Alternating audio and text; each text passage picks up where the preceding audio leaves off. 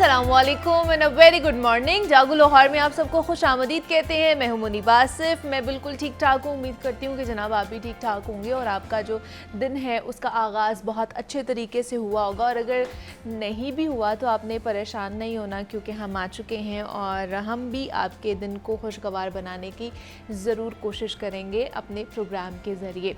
तो आज हम क्योंकि आलमी दिन मनाया जा रहा है नरमी और शफ़क़त का, तो इसीलिए हम भी इसी से ही अपने प्रोग्राम का आगाज़ करेंगे।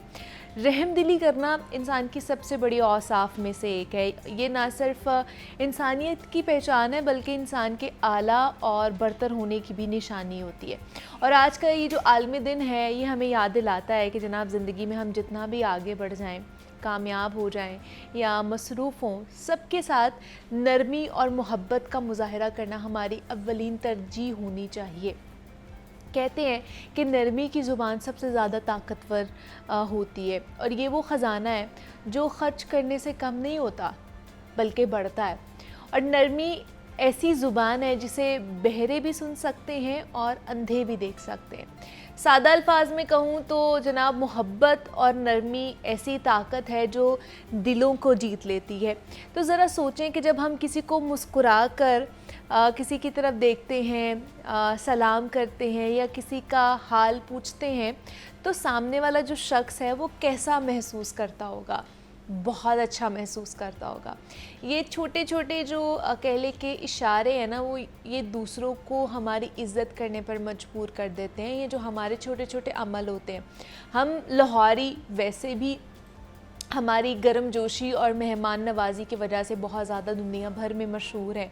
तो यूँ तो हर एक को खुश अखलाक होना चाहिए, मगर हमें इसमें बिल्कुल भी कमी नहीं छोड़नी चाहिए। एक सरसरी सा जायज़ा लेकर बात करूँ ना, तो मुझे लगता है कि कुछ ऐसी आदत हैं हमारी जो हमें तब्दील करने की ज़रूरत है। जैसे कि ट्रैफ़िक या फिर रश हो तो हम बहुत बेसब्रे हो जाते हैं, हम बर्दाश्त खो जाते हैं। तो ऐसे मौके पर हमें थोड़ा सा सब्र का मुज़ाहरा करना चाहिए। पहले दूसरों को अगर रास्ता दे दें तो उसका कोई फ़र्क नहीं पड़ेगा। ये भी एक तरह की नरमी का मुज़ाहरा ही है। साइंस भी यही कहती है कि जनाब नरमी और शफ़क़त का जो रवैया है ना, वो हमारी सेहत पर अच्छे असरात मुरतब करता है। जब हम खुश अखलाक़ी से पेश आते हैं और दूसरों की मदद करते हैं तो हमारे जिस्म में जो हैप्पी हार्मोन्स हैं ना, वो रिलीज़ होते हैं और हम लोगों को उनकी माली हैसियत या फिर माशरती मकाम की बिना पर परखते हैं। मगर इंसान का जो असल मर्तबा होता है ना, वो उसके अखलाक में होता है। और एक इंसान उतना ही अजीम है जितना उसके अंदर दूसरों के लिए एहसास होता है। जब हम दूसरों की इज़्ज़त करेंगे तो ना सिर्फ वो लोग हमें इज़्ज़त देंगे बल्कि सारे का जो सारा मुआशरा है ना, वो भी हमारी कदर करेगा। और यही हमारे दीन की भी तालीमात हैं। आप देखें कि हुज़ूर पाक सल्लल्लाहु अलैहि वसल्लम की सारी ज़िंदगी असल में क्या थी? वो है ही अखलाक, मोहब्बत और भाईचारे का सबक थी जो हमें उसमें से मिलता है। तो नरमी और मोहब्बत हमारी ज़िंदगी का एक उसूल होना चाहिए। अपने आसपास के लोगों के साथ नरमी से पेश आना चाहिए, जो कि हमारी अव्वलीन तरजीह होनी चाहिए। चाहे कोई हमारा रिश्तेदार हो, कोई दोस्त हो, कोई अहबाब हो, कोई अजनबी हो, मुस्कुराहट के साथ हमें हमेशा मिलना चाहिए। और अगर आप मुस्कुराहट दिखाएंगे किसी को तो क्या पता कि जो नेक्स्ट पर्सन है वो कितना परेशान हो, वो कितना दुखी हो, वो कितना अफसरदा हो, तो कहीं ना कहीं आपकी मुस्कुराहट को देखकर उसके चेहरे पर भी मुस्कुराहट आ जाए तो और आप इससे मेरे ख्याल से बेहतर अमल और कोई हो ही नहीं सकता है कि आपको देखकर किसी और के चेहरे पर अगर मुस्कुराहट आ रही है तो आप भी मुस्कुराते रहें और दूसरों के लिए भी मुस्कुराने का बाइस बने। तो ये आज का पैगाम था जो आपके साथ हमने शेयर किया है। अभी आगे बढ़ते हैं जनाब, कुछ स्मोक के हवाले से बात कर ली जाए और अल्लाह अल्लाह करे कि जनाब कुछ कमी वाक़ई हुई है स्मोक की सूरत हाल में। और पिछले काफ़ी दिनों से हमारा जो शहर लाहौर था वो पहले नंबर पर बराजमान था स्मोक के हवाले से। दुनिया भर में टॉप ट्रेंड हम कर रहे थे, तो आज हम दूसरे नंबर पर हैं। कह सकते हैं कि जनाब कहीं ना कहीं जो इंतज़ामिया की इनिशिएटिव्स हैं, इक़दामात हैं, वो रंग लेकर आ रहे हैं। यहाँ पर अल्लाह की कह लें कि कोई ब्लेसिंग है हमारे ऊपर कि आज का जो इक्वलिटी इंडेक्स है वो कम हुआ है। दूसरा, क्रैकडाउन्स भी किए जा रहे हैं इंतज़ामिया की तरफ से।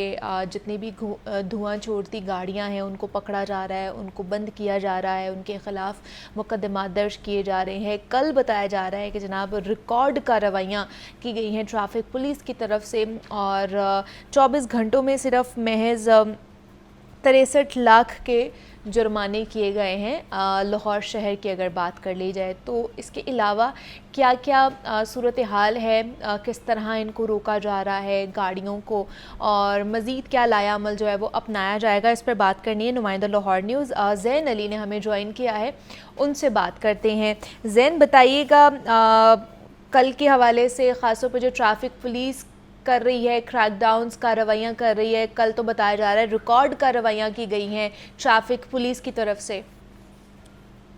जी बिल्कुल मुनीबा, जैसे कि भी आपने बताया कि ट्रैफिक पुलिस की जानिब से जो धुआं छोड़ने वाली गाड़ियाँ हैं, इनके खिलाफ क्रैकडाउन का जो आगाज़ है वो सितंबर से इस चीज़ का आगाज़ जो है वो हो जाता है। और स्मोक, क्योंकि हमें पिछले 8 साल से इस मसला जो है वो स्मोक का तहरीज है, और गुज़िश्ता रोज़ की अगर फिगर्स की बात कीजिए तो ट्रैफिक पुलिस की जानिब से 63 लाख रुपए के जुर्माने जो है वो धुआं छोड़ने वाली गाड़ियों के खिलाफ किए गए हैं।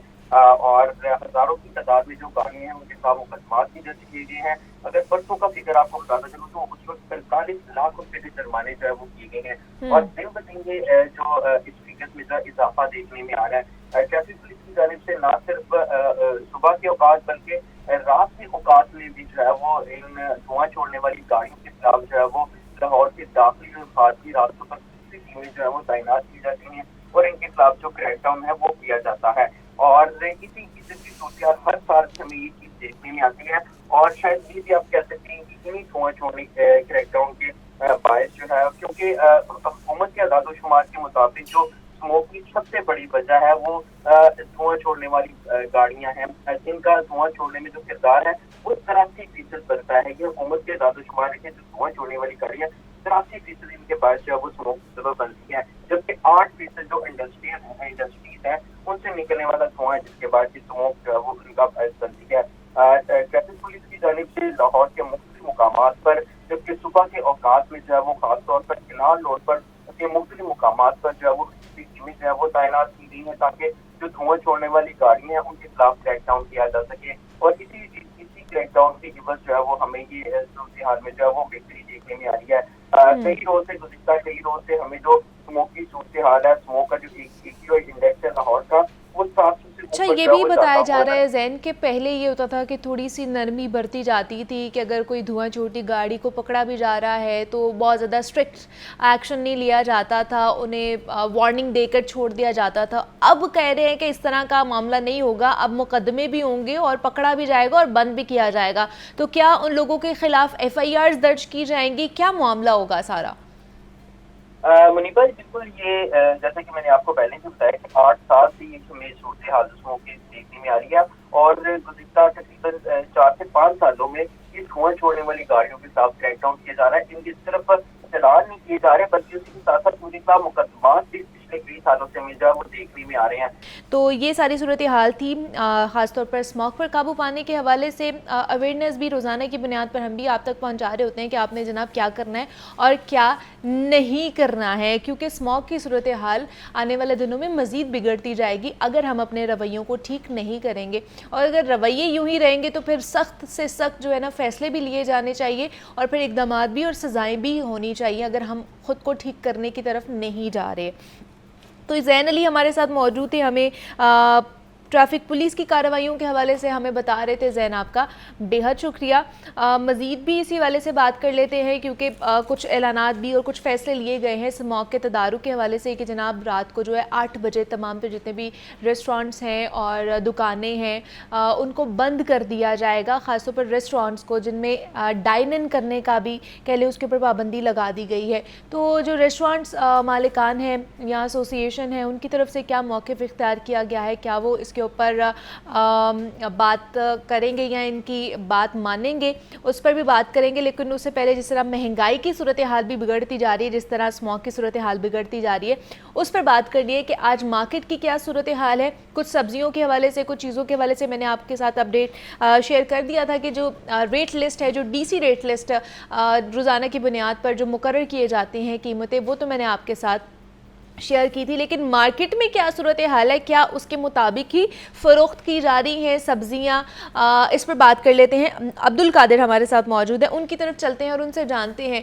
कि क्या जो चीज़ें फ़रोख्त की जा रही हैं मार्केट में वो डीसी रेट लिस्ट के मुताबिक हैं या उसके बरक्स हैं। अब्दुल कादिर, बताइए हमें।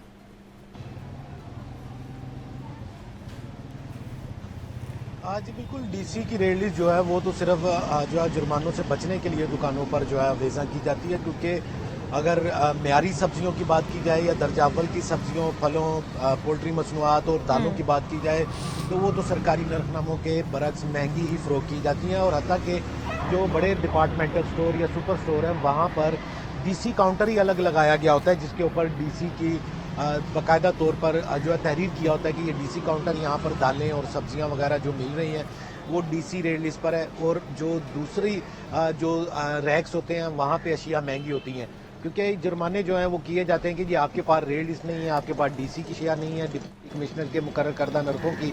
तो अब जो मुनाफा हो रहा है उनकी जानिब से जो है नया रास्ता ये निकाला गया है कि जो दर्जा दोम और मिक्स दर्जे की अशिया होती हैं उसको डीसी रेट के मुताबिक, और दर्जा अव्वल की जो मियारी सब्जियां, फल और अशिया खुरनोश होती हैं उनकी कीमतें जो हैं ज़्यादा वसूल की जाती हैं।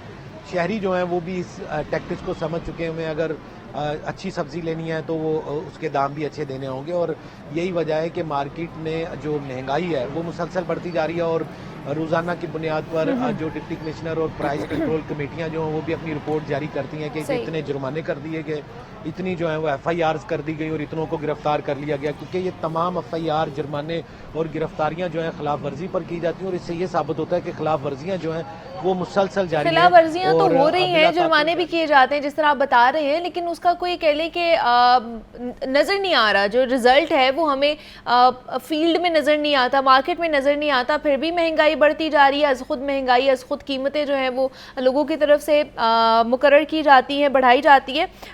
सुनने में ये आया कि घी की कीमत भी जो है वो बढ़ाई गई है। कितने रुपए घी की कीमत बढ़ी है? दूसरा, क्या ये सिर्फ यूटिलिटी स्टोर्स पे घी की कीमतें बढ़ी है या आम मार्केट में भी इसकी कीमत बढ़ी है, और क्यों बढ़ी है इसकी कीमत? क्या मैकेनिज्म है इसके पीछे का?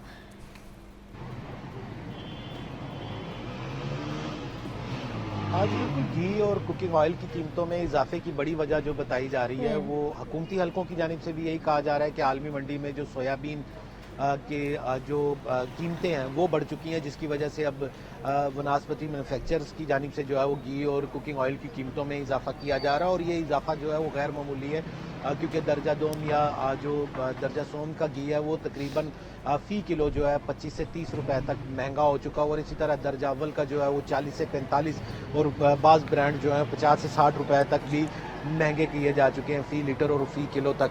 और इस हवाले से जो यूटिलिटी स्टोर है वहाँ पे भी जो कंपनियां और ब्रांड सप्लाई करती हैं उनकी जानिब से भी कीमतों में इजाफा किया गया। ताहम ये इजाफा जो है वो आलमी मंडी के साथ जो है उसे जो है वो नथी किया जा रहा है। लेकिन सूरत हाल ये है कि आलमी मंडी में कीमतें अगर आज बढ़ती हैं तो शाम तक जो है वो मुकामी मार्केट में भी घी की कीमतें बढ़ जाती हैं। लेकिन आलमी मंडी में अगर कीमतें कम होती हैं तो उसके असरात जो हैं वो 2 से 3 माह तक जो है वो शहरियों को मिलते हैं। और उसकी बड़ी वजह ये बताई जाती है कि जी महंगी अशिया खरीद कर जो है वो सस्ती नहीं बनाई जा सकती। हुकूमत की जानिब से 12 इकदाम किए जाते हैं, लेकिन इन इकदाम का खातिर ख्वाह जो रिलीफ है वो शहरियों को जो है वो मिलता हुआ दिखाई नहीं दे रहा। क्योंकि अगर बात की जाए प्याज की, टमाटर की, लहसुन और अदरक की, तो लहसुन अदरक जो है वो भी चाइना और थाईलैंड से इंपोर्ट किया जा रहा है। प्याज जो है वो भी इस वक्त बाहर से इंपोर्ट किया जा रहा है। टमाटर मुकामी है और यही वजह है कि टमाटर भी अब 200 रुपए फी किलो तक जो है वो पहुंच चुका हुआ है। जब सब्जियां जो है वो इंपोर्ट की जाएंगी, दालें इंपोर्ट की जाएंगी, इसके साथ साथ जो है वो जी। दीगर अशिया जिसमें घी और कुकिंग ऑयल वगैरह भी शामिल है और रोज़मर्रा इस्तेमाल के अशिया भी शामिल है। ठीक है वो जी। स्मॉग के तदारुक के हवाले से कुछ SOPs बनाए गए हैं पंजाब हुकूमत की तरफ से, और जिसके हवाले से हम पूछ रहे थे। अब्दुल कादिर हमारे साथ मौजूद थे, वो हमें मार्केट की सूरत हाल बता रहे थे कि क्या ख़ास तौर पर महंगाई की सूरत हाल है और किस तरह SOPs के ऊपर इम्प्लीमेंटेशन की जा रही है। तो आपसे भी यही मैं दरख्वास्त करूँगी अब्दुल कादिर कि आप भी बाहर हैं और बाहर से हमें बीपर दे रहे हैं, तो आप भी मास्क का लाजमी इस्तेमाल करें। बहुत शुक्रिया आपके वक्त का। भी आगे बढ़ते हैं, आप कुछ तालीमी मैदान के हवाले से बात कर लेते हैं। पंजाब का जो तालीमी साल है वो 120 दिन तक महदूद होकर रह गया है। स्मॉग के बाइस शहर में तमाम तालीमी निज़ाम मफलूज है। पहल किताबों का मसला था और वो हर साल किसी ना किसी बहाने से सिफर होता ही रहता है, और वो हल हुआ तो आए रोज़ असातिज़ा का बायकॉट या हड़ताल हो जाती है। अब स्मॉग ने एक ऐसे वक्त में तालीमी सिस्टम को पैरालाइज कर दिया है जब असातिज़ा स्कूलों में तेज़ी से सिलेबस को मुकम्मल किए जाने की तरफ बढ़ रहे थे। स्मॉग कब तक रहेगी ये किसी को पता नहीं है, लेकिन तशवीशनाक बात यह है कि पंजाब हुकूमत तो स्मॉग की शिद्दत में इजाफा होते ही ऑनलाइन स्टडीज़ की बात करके गायब हो गई है मंज़र से। लेकिन तलबा की अक्सरियत के पास तो ऑनलाइन स्टडी के लिए कोई गैजेट्स ही मौजूद नहीं है। बहुत सारे सरकारी जो तालीमी इदारे हैं उन समेत प्राइवेट स्कूल्स में भी यही सूरत हाल कहीं ना कहीं देखी जाती है। अब तालीमी सिस्टम बुरी तरह से मुतासिर हो रहा है, तो इसका ज़िम्मेदार हम किसे ठहरा सकते हैं? अब 120 दिन जो है सिर्फ हमारा जो पंजाब का तालीमी साल वो हो गया है। पढ़ाई के लिहाज से अगर देखा जाए, बाकी सारी छुट्टियां और सारी चीज़ें निकाल दी जाएं, तो जो दुनिया में जो है वो स्टडी के हवाले से क्या SOPs जो है ना वो इख्तियार किए जाते हैं, क्या उस स्टैंडर्ड के SOPs हम बना रहे हैं या उसके ऊपर इम्प्लीमेंटेशन हो रही है या नहीं हो रही है? तो इस पर आतिफ परवेज़ हमारे साथ नुमाइंदा लाहौर न्यूज़ स्टूडियोज़ में मौजूद है, उनकी तरफ चलते हैं। आतिफ, सिर्फ 120 दिन जो है वो रह गया हमारा, कह लें कि तालीमी निज़ाम के हवाले से बात की जाए, सिर्फ 120 दिन बच्चे पढ़ेंगे स्कूल में बस। अब बिल्कुल ये देख लें, जो अनशेड्यूल्ड छुट्टियां आ रही हैं गुज़िश्ता कोई 4 सालों से हम यही देख रहे हैं। कोई एहतजाज आ जाता है, स्मोग आ जाती है, सर्दी की छुट्टियां जो हैं उसको बढ़ा दिया जाता है, सर्दी की शिद्दत शुरू हो जाती है, गर्मी की छुट्टियां जो होती हैं उनको तवील कर दिया जाता है। तो उसकी वजह से जो तालीमी साल है गुज़िश्ता 3-4 सालों से वो मज़ीद सुकड़ता ही जा रहा है। जो आलमी मेयारात हैं उसके मुताबिक एकेडमिक ईयर जो है वो कम से कम 245 दिनों का होना 245 दिनों का, तो हम तो हाफ पे भी नहीं है इसके। हम बस यही सूरत हाल है, और बदकिस्मती से कि हर साल जो है वो सूरत हाल तशवीशनाक होती जा रही है और हम देख रहे हैं कि ये मज़ीद सुकड़ है। अभी देख लें कि जो गर्मी की छुट्टियां थी उसको तवील किया गया, फिर उसके बाद एहतजाज की सूरत हाल हो गई। अब जो है स्मोक की वजह से छुट्टियों का आगाज़ किया गया, और अभी जैसे कि आप खुद बता रही हैं कि स्मोक का भी पता नहीं है कि कब तक होगी। फिर इसके बाद जो मौसम सरमा की छुट्टियां, हाँ, बिल्कुल, वो भी पिछले कुछ सालों से जो है वो तवील होती जा रही है, कि उसमें जहाँ पहले 10 होती थी अब उसको 20 के करीब लेके जा रहे हैं। और पिछले साल स्मोक की बात करें तो वो कोई नवंबर के आखिर में जाकर हुई थी, लेकिन इस दफ़ा जो है वो नवंबर के आगाज़ पर ही स्कूलों में जो है छुट्टियां दे दी गई हैं, छुट्टियां भी दे दी गई हैं, ऑनलाइन स्टडीज़ की तरफ चले गए हैं। ये एक बड़ा जो हुकूमत की जानिब से ऐलान कर दिया गया महकमा स्कूल एजुकेशन की जानिब से, जी ऑनलाइन स्टडी जो है होगी, ऑनलाइन क्लासेस होगी। लेकिन उसके लिए तमाम सरकारी स्कूलों की बात कर ली जाए और कुछ हद तक प्राइवेट स्कूलों में भी इस हवाले से कोई फैसिलिटी मौजूद ही नहीं है। अब सरकारी स्कूलों में देख लें तो इंटरनेट जो है वो सिर्फ प्रिंसिपल रूम में मौजूद है। तो फिर क्या ये इस तरह के फैसले क्या आंखें बंद करके कर दिए जाते हैं? ये नहीं देखा जाता कि इसका आउटकम क्या होगा या इसका रिजल्ट क्या आएगा, कि जहाँ पर ये फैसिलिटीज़ ही नहीं है ऑनलाइन स्टडीज़ के हवाले से, या बच्चों के पास नहीं है, या टीचर्स असातिज़ा के पास नहीं है, या स्कूल के पास भी नहीं है, तो वो किस तरह बच्चों को पढ़ाएंगे?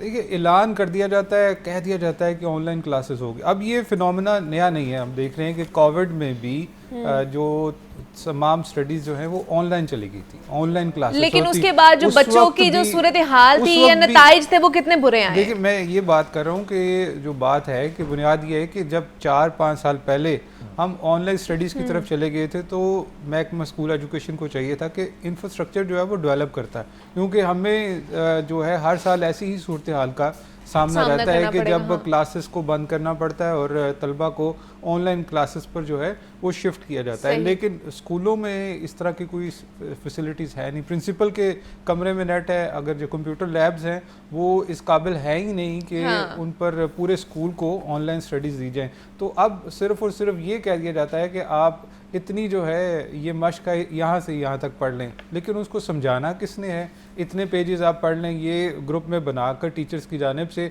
वालिदैन को बता दिया जाता है कि आप इस तरह पढ़ लें। दूसरी, अब शहर में नेट की सूरत हाल भी पूरे वो मुल्क में आपके सामने ही है कि सही है ही नहीं है। और बहुत सारे प्राइवेट स्कूलों के वालिदैन भी यही शिकवा कर रहे हैं कि हमें जो वीडियो कॉल पे बच्चों को ऑनलाइन तो ले लिया जी, जाता है, कभी वॉइस डिस्टॉर्शन है, कभी बिल्कुल वीडियो ऐसे की ही है। डिस्टॉर्शन हाँ है, जी। तो स्लो तालीमी साल डाउन जो है ना हमारा नेट, और वो फायरवॉल की वजह से और जो सारे मामला इसमें चल रहा है। सबसे ज्यादा जो मुतासिर हो रहे हैं वो 10वीं के बच्चे होंगे, 9वीं 10वीं के, जिनके जिनके आगे बोर्ड के बोर्ड के एग्जाम्स हैं। इम्तहानात हैं।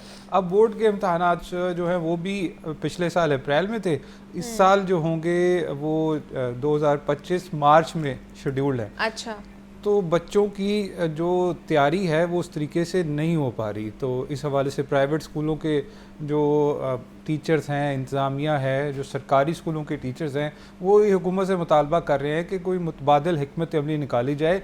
ये आसान तरीका है कि स्मोक आती है, एहतजाज होता है, तालीमी इदारे बंद कर दिए जाते हैं, लेकिन उसके नताइज क्या होते हैं वो उसके हवाले से नहीं सोचा जाता। नहीं तो अभी ऑलरेडी हमने देखा है कि दिसंबर में आपको पता है कि छुट्टी जो विंटर वेकेशन से पहले फर्स्ट टर्म के एग्जाम्स होते हैं वो भी नहीं होंगे, अगर ऑनलाइन क्लासेस ली बिल्कुल जा रही है ऐसे ही। वो नहीं होंगी, तो जो फिर बोर्ड के एग्जाम्स होंगे वो भी आगे चले जाएंगे या फिर वो अपने मुकर्ररा वक्त पे होंगे? लास्ट टाइम भी ऐसे हुआ था कि जो छुट्टियां थी उसको देखते हुए ये बड़ा मुतालबा किया गया था कि जो तारीख में तोसी कर दी जाए, इम्तहानात को 15 दिन या 20 दिन जो है वो आगे अच्छा। लेके दिया जाए। लेकिन बोर्ड वाले कहते हैं कि हमने अगर शेड्यूल अपना डिस्टर्ब थोड़ा सा इसको आल्टर करते हैं तो आगे जो एडमिशन सर्कल है वो मुतासर होगा। तो लेकिन ये भी तो देखना चाहिए ना, तो स्कूल ही बंद है, बच्चे कैसे पढ़ेंगे? घर में बैठ के बच्चे नहीं पढ़ते हैं। नहीं पढ़े, लेकिन ये सारा जो एक दूसरे से लिंक है, हाँ। अगर थोड़ा सा अल्टर करते हैं तो अगला सर्कल जो है वो मुतासर वो भी होगा। मुतासर होगा। वो मुतासर होता है। तो ये महकमा स्कूल एजुकेशन से मुतालबा किया जा रहा है कि कोई ठोस हिकमत अमली बनाई जाए, स्टेक होल्डर्स को बैठा के उनसे मशावरत की जाए कि कैसे इस सूरत हाल से निपटा जाए। कोई ना कोई तो सोल्यूशन मौजूद होगा, बिल्कुल ऐसे ही लेकिन है। हुकूमत यही करती है कि जैसे कोई सूरत हाल बनी तालीमी इदारे बंद कर दें। यही मसला है ना कि बाकी हर चीज चल रही है, हमारे भट्टे भी चल रहे हैं, हमारी गाड़ियां भी चल रही हैं, फैक्ट्रियां हमारी भी चल रही हैं। फैक्ट्रीज भी चल रही है, इंडस्ट्री भी चल रही है, हमारी बाकी सारी चीजें भी चल रही है, लेकिन मुतासिर क्या होती है हमारी तालीम। हमारे मुतासिर। तालीमी इदारे फौरन से बंद कर दिए जाते हैं जब भी कोई प्रॉब्लम आती है। जो बाकी फैक्टर्स हैं उनको नहीं देखा जाता है। बाकी फैक्टर्स को काउंट नहीं किया जाता, सिर्फ और सिर्फ इसके ऊपर जो है वही कि जब ये बड़ा पहले एक लतीफ़ा भी बना था कि जब कोई दहशतगर्दी होती है तो डबल सवारी पे पाबंदी लगा दी जाए। तो अब ऐसी सूरत हाल है कि कोई ऐसी कोई भी नामी सूरत मसला हाल आते होती है, तालीमी इदारे तालीमी बंद कर इदारे दिए जो हैं, जाते हैं। उनको बंद कर दिया जाता है। अब वज़ीर तालीम ने कल जब ये तालीमी इदारे बंद करने का ऐलान किया तो साथ साथ उन्होंने अफसोस का भी इज़हार किया कि हमारे ये ऐसी सूरत हाल है कि इसमें हमें तालीमी इदारे बंद करने पड़े। और दूसरी ऑनलाइन के हवाले से उन्होंने कहा कि हम जल्द फैसिलिटीज़ जो हैं वो डेवलप कर लेंगे, इस हवाले से कोई प्लान बना लेंगे। अच्छा, साथ साथ ये भी है कि अभी जो दाखिले जा रहे हैं 9वीं 10वीं के, उसकी भी आखिरी तारीख जो है वो 27 नवंबर है। अब महकमा स्कूल एजुकेशन ने ये कहा है कि टीचर भी स्कूल नहीं आएंगे, टीचर्स भी स्कूल नहीं आएंगे। स्कूल नहीं आएंगे तो Okay. दूसरा अमला भी स्कूल नहीं तो फिर आएगा। वो तो क्लास जो कैसे लेंगे? ये जो दाखिले भिजवाने हैं, जो फॉर्म सबमिट करवाने हैं, उसके लिए भी परेशानी बनी हुई है प्राइवेट स्कूलों को कि किस तरीके से दाखिले भिजवाए जाएं, क्योंकि अमला ही बुलाने की इजाज़त नहीं दी जा रही। इस वक्त तमाम सरगर्मियाँ जो हैं वो स्कूल में बंद कर दी गई हैं, अब सब मुकम्मल पाबंदी लगा दी गई है। तो ना सिर्फ पढ़ाई मुतासर हो रही है, दूसरे जो फैक्टर्स हैं जो ज़रूरी हैं वो भी इससे मुतासर हो रहे हैं। तो यही तो प्राइवेट स्कूल की तो ये सूरत हाल है, तो सरकारी स्कूलों में तो ऑलरेडी बहुत ज़्यादा मसाइल से घिरे हुए होते हैं हमारे सरकारी स्कूल, तो उनकी तो और भी ज़्यादा अबतर सूरत जैसे हाल आप होगी। पहले इंट्रो में जिक्र कर रही थी कि 1-1.5 महीने से तो पहले असातिज़ा एहतजाज में मसरूफ़ थे, एहतजाज कर रहे थे। तो अब जब उनकी सूरत हाल थोड़ी सी महकमा स्कूल एजुकेशन से बेहतर हुई है तो वो तदरीस की तरफ आए हैं। तो अच्छा। अब ये सिलसिला शुरू हो गया है। तो ये 9वीं 10वीं के बच्चे इस सारे सिस्टम से, इस सारी सूरत हाल से बहुत ज़्यादा मुतासर हो रहे हैं। उनको कोर्स मुकम्मल करना, कवर करना वो मुमकिन नज़र नहीं आ रहा कि आगे बच्चे इम्तहानात में जाकर जो है वो कैसे डिलीवर करेंगे, सारी चीज़ों को डिलीवर कर पाएंगे। और दूसरा, मैं और आप तो जिस तरह आतिफ बात कर रहे हैं कि तलबा के पास इंटरनेट की या फिर लैपटॉप या फ़ोन की सहूलत नहीं होती है। बहुत से ऐसे असातिज़ा भी हैं, अगर सरकारी स्कूल की बात कर ली जाए, जो दूर दराज से आए होते हैं, उनके पास तो इंटरनेट की भी फैसिलिटी नहीं होती है। तो वो कैसे डिलीवर कर पाएंगे, वो कैसे बच्चों को पढ़ा पाएंगे अगर ये छुट्टियाँ एक्सीड करती जाती हैं? देखिए, टीचर्स भी, जो सरकारी स्कूलों के टीचर्स हैं वो भी इस सूरत हाल से परेशान है, क्योंकि अगर एक स्कूल का नतीजा ख़राब होता है तो उसका इम्पैक्ट टीचर्स पर भी आता है, क्योंकि उनकी भी जो है उस पर इंक्वायरी होती है, उनको भी सज़ाएं मिलती हैं। तो वो भी इस सूरत हाल से परेशान है कि महकमा स्कूल एजुकेशन को चाहिए कि कोई ना कोई सलूशन निकाले, नहीं तो ये बच्चों का भी मुस्तकबिल है, टीचर्स की अपनी परफॉर्मेंस जो है वो भी ख़राब होगी, क्योंकि जब बोर्ड के नताइज आते हैं और बोर्ड के नताइज से जिन स्कूलों के नताइज कम होते हैं उनके स्कूल सरबराहान टीचर्स के ख़िलाफ़ जो है इंक्वायरियाँ होती हैं, शोकस जारी होते हैं। तो अब इस सारी सूरत हाल में सभी जो है वो नुकसान के पर हैं और स्टूडेंट सबसे ज़्यादा मुतासर हो रहे हैं। तो महकमा स्कूल एजुकेशन इस वक्त इस हवाले से कोई उनके पास प्लान नहीं है कि किस तरीके से इस सूरत हाल से निपटा जाए, कोई लॉन्ग टर्म पॉलिसी, मुस्तकिल पॉलिसी नहीं है। ये पहले बात कर रहे थे कि ये कोई सूरत हाल, हंगामी सूरत हाल हमारी तो मुल्क में गुज़श्ता 4-5 सालों से चल रही है। दुनिया में कोरोना आया तो उसके बाद हर मुल्क ने कोई ना कोई ऑनलाइन मॉडल जो है वो अपनाया। तो पाकिस्तान में सिर्फ और सिर्फ ये कह दिया गया जी कि बच्चों को आप इस पेज से इस पेज तक पढ़ लें, ये उनको काम दे दिया गया। उनको समझाना कैसे है, वो जो ऑनलाइन और फेस टू फेस स्टडी दोनों का डिफरेंस है, दोनों का इम्पैक्ट जो है वो है, और अभी भी कामयाब मॉडल यही है फेस टू फेस का। तो इसके लिए कुछ ना कुछ करना पड़ेगा। अच्छा, दूसरा ये जो ऑनलाइन स्टडी पे शिफ्ट किया गया था, ये छुट्टियां दी गई थी, कहा गया था कि 1 हफ्ते तक ये इसको देखा जाएगा, तो क्या इसको मजीद बढ़ाया जा रहा है, फैसला किया जा रहा है? देखिए, ये सारा डिपेंड करता है स्मोक की सूरत हाल पर, और महकमा माहौलियात जो है इस वक्त सारे फैसले जो है वो सूरत हाल को देखते हुए करते हैं, तो उन्होंने फैसला करना। और लास्ट वीक में आप जैसे कि जो सेक्रेटरी थे माहौलियात, वो कह रहे थे कि हम यूनिवर्सिटीज़ भी शायद बंद करने की तरफ जा रहे हैं। कॉलेजेस और यूनिवर्सिटीज़ भी शायद हम बंद करने की तरफ जा सकते हैं। स्कूल्स तो ऑलरेडी हम लोगों ने बंद कर दिए हुए हैं। तो देखते हैं कि ये पूरा जब हफ्ता कंप्लीट होगा तो इसके बाद क्या इक़दामात उठाए जाएंगे या क्या फ़ैसले लिए जाएंगे। आतिफ परवेज़ हमारे साथ मौजूद है। आतिफ, बहुत शुक्रिया आपके वक्त का कि आप यहाँ पर आए। ब्रेक लेते हैं, यहाँ पर मिलते हैं इस ब्रेक के बाद।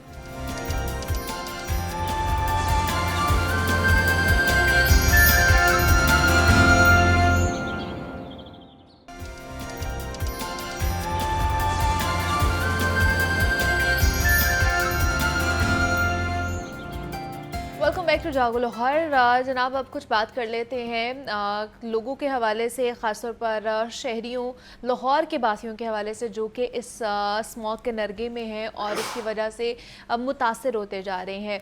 पिछले हफ्ते हमने देखा कि रिपोर्ट किया गया कि सिर्फ 1 हफ्ते में 35,000 जो मरीज़ हैं वो मुतासर हुए हैं और वो हॉस्पिटलाइज्ड हुए हैं। इसका मतलब ये है कि ऑलरेडी हमारा जो हॉस्पिटल का इंफ्रास्ट्रक्चर है वो इस बोझ को जो है बर्दाश्त नहीं कर पा रहा और मज़ीद इस पे बोझ बढ़ता ही जा रहा है। और आप मेरे पीछे देख रहे हैं कि हमारे जो रिपोर्टर बैठे हुए अभी भी छींके मार रहे हैं। तो ये सारी सिर्फ ये उनकी सूरत हाल नहीं है, ये पूरे जितने भी लाहौर में इस वक्त हमें देख रहे हैं ना, सबकी सूरत हाल है। आँख, नाक, कान, गले की इन्फेक्शन में मुब्तला हैं हम सारे। इसकी वजह यह है कि स्मॉग की सूरत हाल बहुत ज़्यादा अबतर होती जा रही है। आप हॉस्पिटल चले जाएँ, वहाँ पर मरीज़ों की तादाद इतनी ज़्यादा है कि आप बिलीव नहीं कर सकते हैं कि रोज़ाना की बुनियाद पर छोटे बड़े बूढ़े हर कोई रिपोर्ट हो रहा है वहाँ पर वायरल इन्फेक्शंस के साथ। तो इससे किस तरह बचा जा सकता है और हॉस्पिटल्स की क्या सूरत हाल है, वहाँ पर क्या फैसिलिटीज़ जो हैं वो पूरी हैं, और क्या हमें इस वक्त इमरजेंसी नाफिज कर देनी चाहिए या नहीं करनी चाहिए, इस पर हमने बात करनी है। इस पर बात करने के लिए हमारे साथ मोहम्मद बिलाल, नुमाइंदा लाहौर न्यूज़ मौजूद है। बिलाल, आपको वेलकम कहते हैं जागो लाहौर में। ठीक है आप?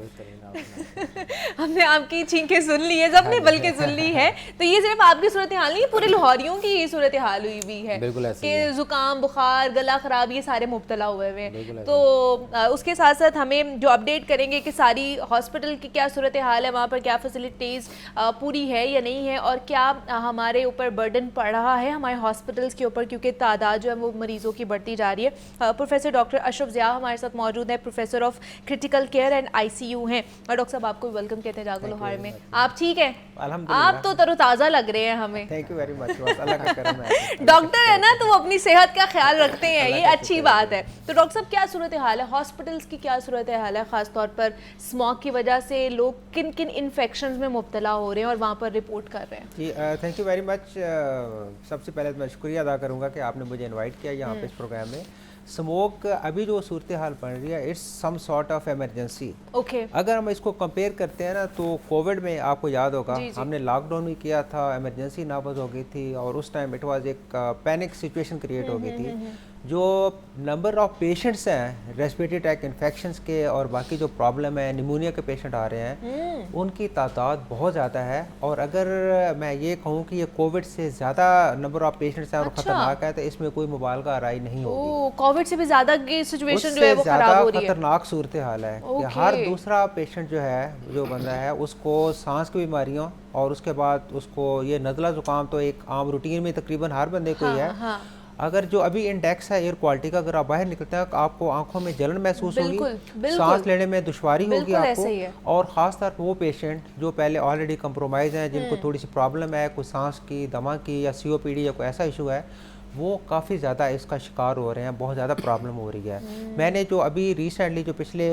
जब से ये स्मोक स्टार्ट हुई है, जो मैंने देखा है, जो हार्ट के पेशेंट हैं उनकी तादाद में बहुत इजाफा हो गया अच्छा। है। इवन हमारे पास जो यंग पेशेंट है, प्रॉब्लम क्या होती है, एक पेशेंट जिसको थोड़ा सा भी ऑलरेडी कंप्रोमाइज्ड है, ठीक है, हार्ट उसका 100% परफेक्ट नहीं है, ठीक है। जब उसको सांस लेने में दुश्वारी होती है, उसको ऑक्सीजन का लेवल कम होता है, हार्ट उसका डायरेक्ट मुतासर होता है और हार्ट अटैक के पेशेंट काफ़ी ज़्यादा आए यहाँ पे। इसके साथ वो पेशेंट जो ऑलरेडी जिनको प्रॉब्लम थी, मेरे पास जो ICU में पेशेंट हैं COPD के, वैसे रूटीन में वो बिल्कुल ठीक चल रहे थे, लेकिन अब COPD की जो अभी जो पेशेंट जो स्मोक की वजह से वो ICU में एडमिट हो गए हैं और ICU में उनकी कंडीशन कोई अच्छी नहीं है, उनका ऑक्सीजन का लेवल काफ़ी हद तक कम हो गया। ये सिर्फ स्मोक की वजह से, क्योंकि इसमें जो आपकी ऑक्सीजन की है वो काफ़ी हद तक कमी है। और दूसरा इसमें जो केमिकल है, जो मैं तकरीबन हर टॉक में बताता हूँ कि इसमें ओजोन है, जो बड़ी बहुत ही डेंजरस लेयर होती है ऑक्सीजन की। उसके बाद नाइट्रोजन ऑक्साइड, सल्फर ऑक्साइड, जो ऑक्सीजन के रेडिकल हैं वो आपके लंग्स को डायरेक्ट डैमेज करते हैं।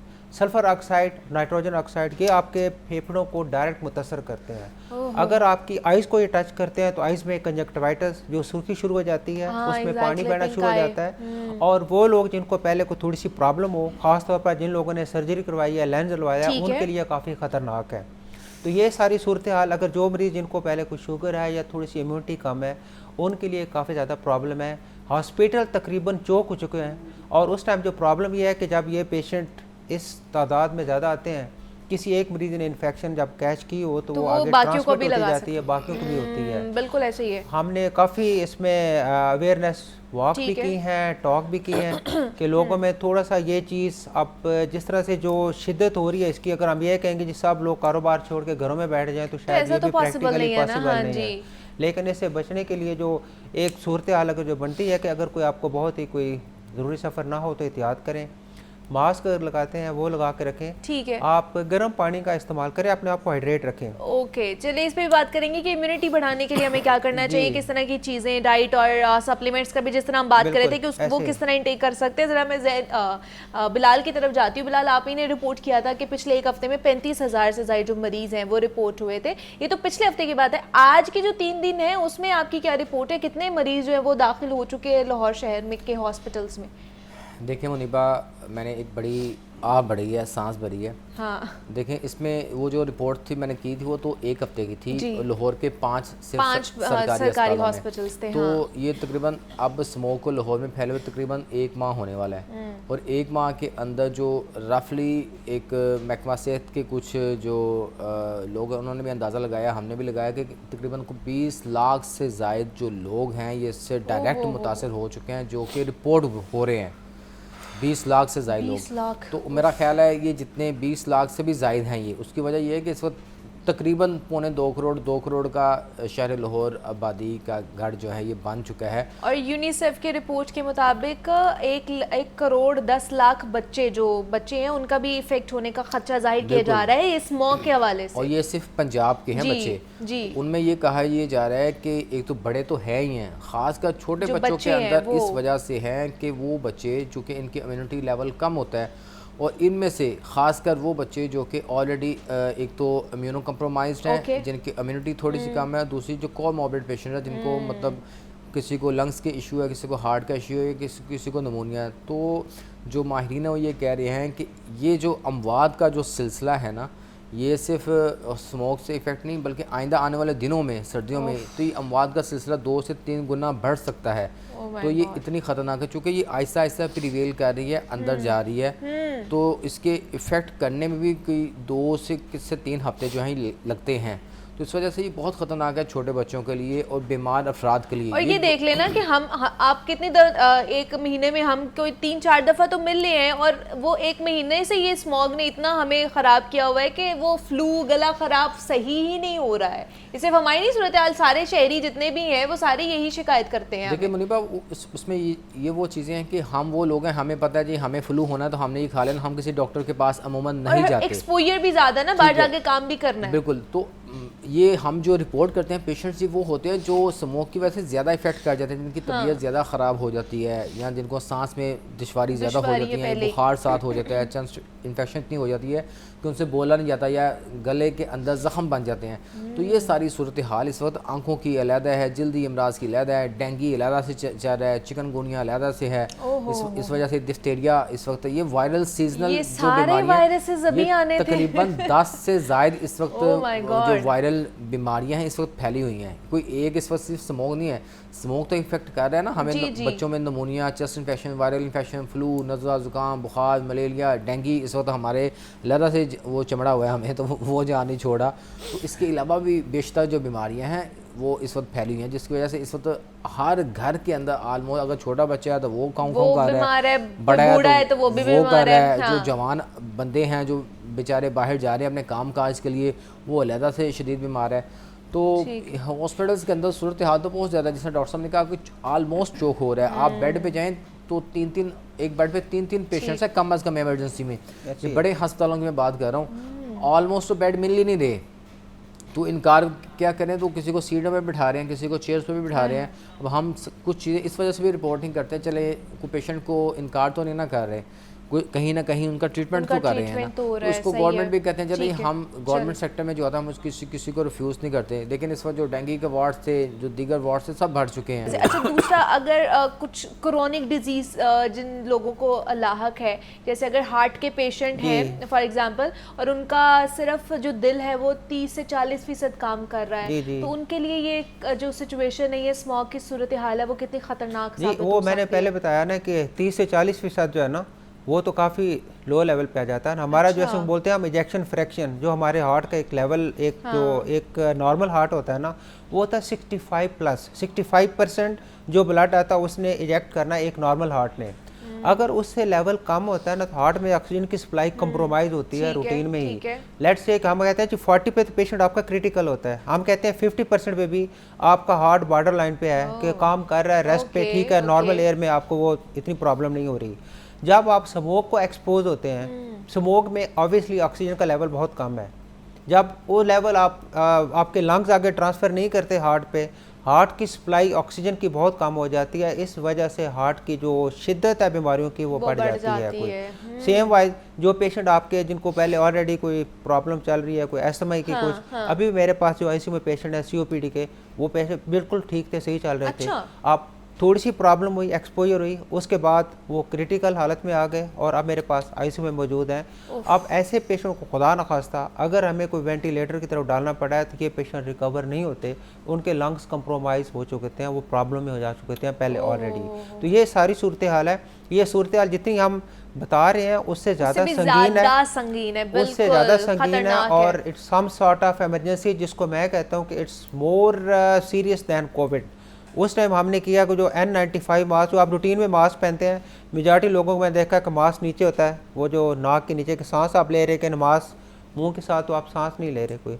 दूसरा, जिसमें जो बारीक पार्टिकल्स हैं 2.5 माइक्रोन के, वो इस आम मास्क से नहीं रुकते। अच्छा। जो ओजोन, जो ऑक्सीजन के जो रेडिकल N95 मास्क का इस्तेमाल करें। N95 है, वो मास्क आप लगाएंगे वो मिलेगा भी नहीं आपको, उसकी काफी ज्यादा प्रॉब्लम शुरू हो जाती है। एग्जैक्टली। अभी तो आपके ये सूरत हाल है, आपके जितने भी मार्केट में एयर प्योरीफायर थे वो गायब हो चुके हैं, और वो सारे 2-3 लाख पे पहुंच गए हैं, बहुत ज्यादा, जो हजारों में थे। ऐसे बिल्कुल ऐसे ही है। मास्क की फिर अगेन शॉर्टेज स्टार्ट हो चुकी तो है। फिर कोई भी मास्क पहन ले या अभी N95 ही पहनना है? देखिए नहीं, N95 एक मतलब वो तो एक उसका जो है ना, आप कहते हैं कि जी आप अगर पहन लेते हैं तो शायद उसमें प्रोटेक्शन बेहतर है, क्योंकि वो 95% प्रोटेक्शन देता है आपको। आप सिंपल मास्क भी यूज करें। दूसरा, आप इम्यूनिटी को बढ़ाने के लिए, जैसे हम पहले डिस्कस कर रहे थे, आप नट्स का इस्तेमाल करें। नट्स में जरूरी है कि आप कैशू नट या कोई करें, इवन आपके जो पीनट्स हैं, ये सारे नट्स जो है ना, इसमें वाइटामिन भी होते हैं, ये आपको अच्छा एक इम्यूनिटी प्रोवाइड करते हैं। आप कोई ना कोई मल्टीवान में यूज करें। आपने आपको हाइड्रेट रखें, पानी का इस्तेमाल और ठंडा पानी इस्तेमाल ना करें। हम तो वैसे ही कहते हैं कि फास्ट फूड यूज़ ना करें और कोल्ड ड्रिंक्स है, लेकिन इस मौसम में ख़ास तौर पर इससे बहुत ही दूर रहें। ठीक है, अपनी इम्यूनिटी को बरकरार रखने के लिए इस तरह की चीज़ों से थोड़ा सा इज्तनाब करें। जब बिलाल आपकी तरफ आऊँगी, आपसे मिनिस्टर हजरात जो हैं हमारे दोनों, उनसे मुलाकात हुई होगी, उनका क्या मौक़िफ़ है कि जिस तरह चोक होता जा रहा है हमारा हॉस्पिटल का निज़ाम, के मरीज़ दिन ब दिन बढ़ते जा रहे हैं। अगर स्मोक की सूरत हाल देखी जाए तो क्या हमारे पास इतने फ़ंड्स हैं, हमारे पास इतनी फैसिलिटीज़ हैं कि हम इस सिचुएशन के साथ कोप अप कर पाएँ, और मिनिस्टर्स के क्या मौक़िफ़ है इस हवाले से? देखिए, मिनिस्टर्स से तो कल भी दोनों मिनिस्टर से हमारी बात हुई है, वो दोनों अल्टीमेटली परेशान हैं उस वजह से, चूँकि गवर्नमेंट ने तो अब जो प्लान दिए हैं वो तो बड़े लंबे दिए हैं। अच्छा। उन्होंने 28 महकमों पर मुश्तमिल एक स्टेयरिंग कमेटी भी बना दी है। अच्छा। तो ये तो अभी चीज़ें चलेंगी, आर्टिफिशियल रेन करनी है या वो मिस्क जो कैनन जो आया है, कैनन आया है, उसका इस्तेमाल करना है, क्या करना है, वो तो सारे सिलसिले जो हैं ये अब चल रहे हैं। तो सेहत के पॉइंट ऑफ व्यू से तो अब हर बंदा और हर तिबी माहिरीन ने एक ही चीज़ बात कर रहे हैं जी, मास्क मास्क मास्क मास्क, और इसकी अवेयरनेस है। इसके अलावा इस वक्त शॉर्ट टर्म में कोई हल नहीं है, क्योंकि बकाया जो हम बातें कर रहे हैं, स्मोक टावर लग जाएंगे और हम जो है दुकानें बंद करा देंगे, मार्केट्स बंद करा देंगे, बच्चों को ये करा देंगे, स्कूलों में छुट्टियां करा देंगे, ये कोई हल नहीं है। इससे बीमारियां नहीं कम होने वाली। बीमारियां जो कम होनी है वो 2-3 बातें हैं, सारे उसी पे ही अब जो है फोकस करें। अब मैं बताया था कि अब जो बॉल है ना वो अवाम की कोर्ट में है, तो वो अब अवाम किस तरह उसको लेके चलती है। अब हुकूमत ने अपने हाथ साफ खड़े कर दिए हुए हैं ऑलमोस्ट। कि भाई इस वक्त जो बचना है, अवाम ने खुद एहतियाती तदाबीर पे अमल दरामद करें। अपने स्मोक से बचने के लिए आपने मास्क पहनना है, आप घरों में ही रहें, आप बाहर ना निकलें, आप रोटी ना खाएं आप जो है ना कुछ भी ना करें। तो इस वक्त जो भी कुछ होगा, अगर कोई इफेक्ट हो के अल्लाह को प्यारा होता है तो उसका जिम्मेदार अवाम है, हुकूमत ने उसका नहीं लेना जिम्मेदार। हुकूमत ले भी नहीं। उसकी वजह कि डॉक्टर साहब ने जिस तरह बताया कि इतने पेशेंट्स आ रहे हैं, इनके पास आईसीयू है, आप इनसे पूछें इनके पास कितने आईसीयू है, इनसे कोई रिक्वेस्ट करते हैं ना आईसीयू, तो पहले तो ये 2 घंटे सोचते रहते हैं किसी को आईसीयू देना भी है कि नहीं देना, क्योंकि आईसीयू है ही नहीं, जगह ही नहीं है ना उसके अंदर। 10-15 आईसीयू हैं। ठीक है, तो इतने लाख इस वक्त पेशेंट मुतासिर हो रहे हैं। उसमें खासकर वो पेशेंट्स जिनको एस्थमेटिक एलर्जी का सामना है, जिनको लंग्स की बीमारियों का सामना, वो इतने हज़ारों में मरीज़ हैं। तो जब ये अस्पतालों में जाते हैं, किसी को किसी चीज़ की ज़रूरत पड़ती है तो किसी के पास कोई चीज़ नहीं है। मैं तो ये कहता हूँ कि अल्लाह किसी दुश्मन को भी अस्पताल में ना भिजवाए जो इतनी मुश्किल तरीन सूरत हाल है, ये मैं कह रहा हूँ। तो इस वजह से अवाम को भी हमारा ये मैसेज है कि भाई हुकूमत ने कुछ नहीं करना, जो करना है आपने खुद करना है। अपनी इम्यूनिटी को बेहतर करें, मास्क का इस्तेमाल करें, बच्चों को बाहर ना जाने दें, जो बीमार अफराद हैं उनकी टेक केयर करें, अच्छा खिलाएँ पिलाएँ। ये कुछ दिन हैं, इसमें घर में बैठ के इसको एंजॉय कर लें। घर में कैसे बैठे, बाहर तो निकलना है ना, माश भी तो कमाना है ना, उसके लिए भी तो बाहर निकलना है। उसके लिए तो आपको 2-2 से 3-3 मास्क यूज करने पड़ेंगे। N95 जो कोई नहीं ले सकते, जिसकी सख्त नहीं है, बहुत महंगा वो फिर आम जो सिंपल मास्क है वो 2 पहन लें कम अज कम। अच्छा, ताकि ये जो छोटे पार्टिकल्स हैं, माइक्रोन्स हैं, ये अच्छा। बहुत से लोग ये भी कह रहे हैं डॉक्टर साहब कि जो कपड़े वाले मास्क है ना, उनको गीला करके, हल्का गीला करके पहन रहे ताकि जो पार्टिकल्स हैं वो अंदर ना जाएं। गीला करने से उससे ये होता है कि जो आपकी जो डस्ट टाइप है ना, वो सारी वो अब्सॉर्ब हो जाती है। लेकिन मास्क का इफेक्ट है कि इसमें ना बारीक पोर होते हैं, जिससे आपको फ्रेश एयर जाती है, तो बाकी जो एयर जो डर्टी पार्टिकल्स हैं वो रुक जाते हैं उसमें। एक चीज़ जो ऐसे अभी बिलाल कह रहे थे, एक चीज़ मैं इसमें जो ऐड करना चाहूँगा, हमारे यहाँ क्या ना सेल्फ मेडिकेशन का बहुत ट्रीटमेंट है जी। ये जो स्मोक के साथ प्रॉब्लम हो रही है ना, ये आम तौर पे आपकी मेडिसिन को बहुत रेजिस्ट कर रही है। ठीक है, तो मैं लोगों से ये कहूँगा सारा कुछ कि इसको सेल्फ मेडिकेशन से एहतियात करें।